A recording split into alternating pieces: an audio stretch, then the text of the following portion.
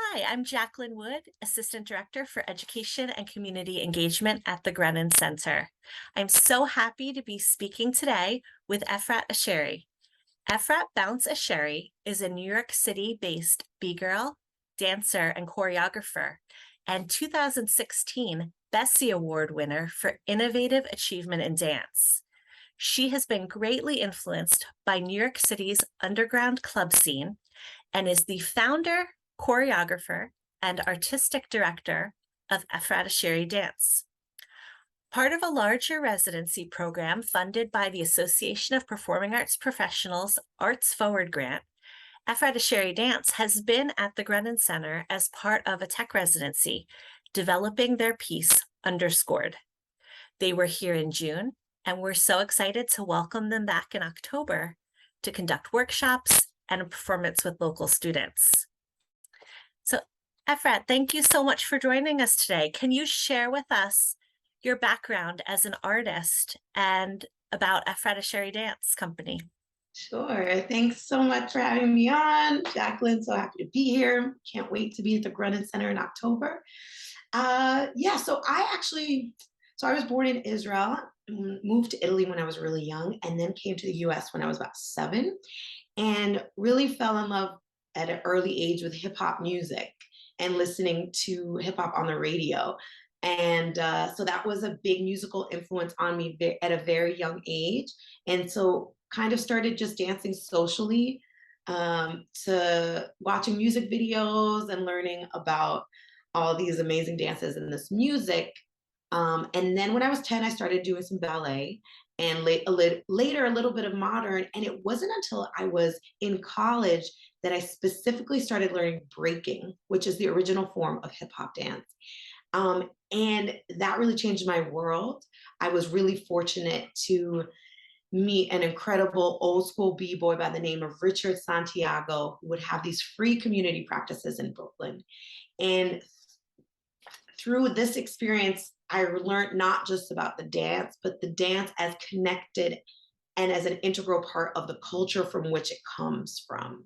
So I was really lucky because I never learned the dance separate from the culture, which really changed the way I think about movement in general. So learning about the roots of breaking coming from the Bronx, from young African American and Latinx youth in a time where the Bronx was really struggling, and how this dance came out as a triumphant, resilient movement form. I started to make these connections early on with later going to the underground clubs in New York and understanding dances like house and like the Latin hustle and Vogue, and seeing how all these dances were connected through this continuum of dances from the African diaspora, and understanding the cultural reflection of these dances and getting to really be connected with some of the dancers that were part of the generation that pioneered these forms, right? So it was like this really deep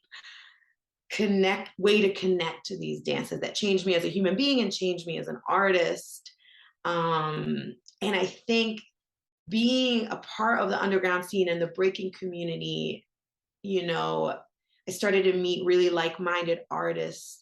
And early on, when I had my first injury, my knee injury, many years ago, and I couldn't dance, and I wanted to still find a way to be expressive and create.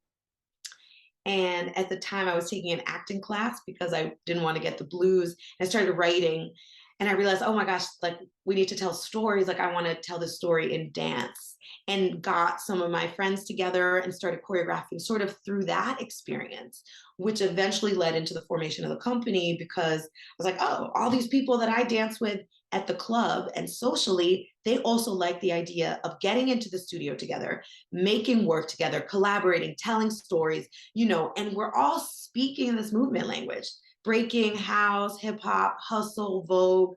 So, it's sort of emerged in this very like organic way, actually from a quite difficult experience in my life, but, you know, changed the course of things. Wow, that's great. Can you tell us about the piece you are working on right now that you're going to have here at the Grunin Center? How did you come up with the idea of Underscored, And what can someone expect when they come to the performance here at the Grunin Center?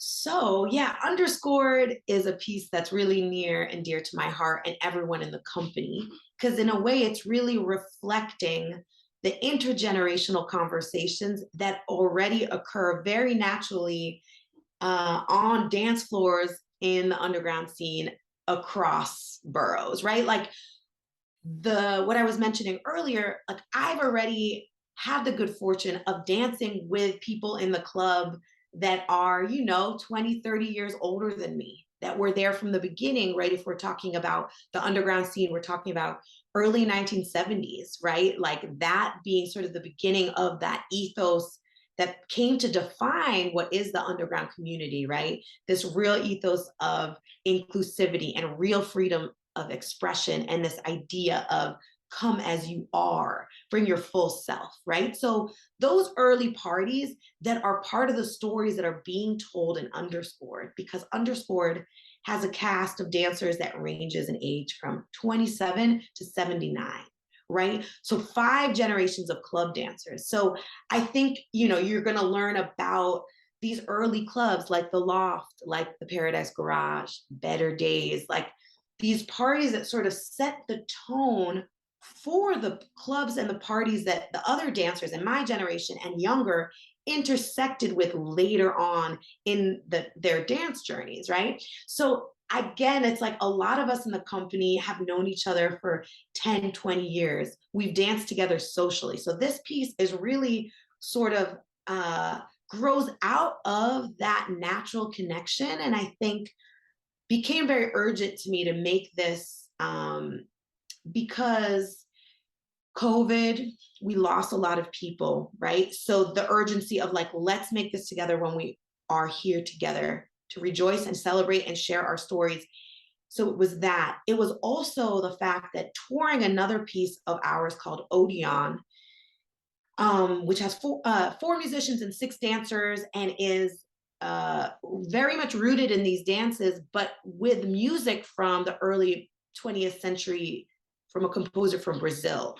And I started to understand that we explained about these dances and explained about this culture and the community that we're from, but people were still feeling like they didn't. I was feeling like people didn't quite still understand or like couldn't fathom sort of the depth and complexity of this community and this history. And I was like, all right, let's do this thing with the elders and the people that are really responsible for why we are here as dancers, right? And so when, Archie Burnett, Michelle Saunders, and Bravo La Fortune agreed to do this, I was like, this is amazing because they're going to be able to share their stories in their own voices, in their own words, right? That sounds incredible. In addition to this performance, you also teach workshops. Can you tell us about the workshops you're going to be doing while you're here at the Grunin Center, including the Shake a Leg workshop that you do with Archie? Yes. So the Shake a Leg workshop is one of my favorites because I get to teach with Archie, and he is like an angel, maybe one of the best human beings I've ever had the good fortune to meet. And he's, of course, incredible, legendary dancer and an amazing teacher. And really, I think epitomizes to me that club head spirit where like you take wherever you are in the moment and you express it to the fullest. And right. And you really, you know, don't shy away from all the parts of yourself that make you who you are. And so I love teaching together because we kind of bring, you know, just sort of our favorite social dance movement vocabulary, and then find a way together to encourage people to bring their own movement essence to the room, right? Because that's what the club is, like everyone coming together with their different cultural backgrounds and influences and experiences and finding a way to be there together. And I think that sense of like the collective consciousness really supporting the individual to express themselves fully, right? So we're trying to bring forth that. And Archie's energy is so magnanimous and infectious. And yeah, it's a treat for me to get to teach with him. And I really encourage everyone to come check it out and Oh, dance with us. sounds so wonderful. We're so lucky to have you here. So, thank you so much for sharing with us a little bit about your background and about this piece. Everyone watching, I hope you'll stick around for a special sneak peek of this piece in development. Come see a preview of the work here on our stage at the Grunin Center before it makes its New York City debut. So Ephrat Asherie Dance will be on our stage with their piece Underscored on Friday, October 21st at 7 p.m. For more information or to buy your tickets, you can call us at the box office or go to our website at grunincenter.org. Thank you.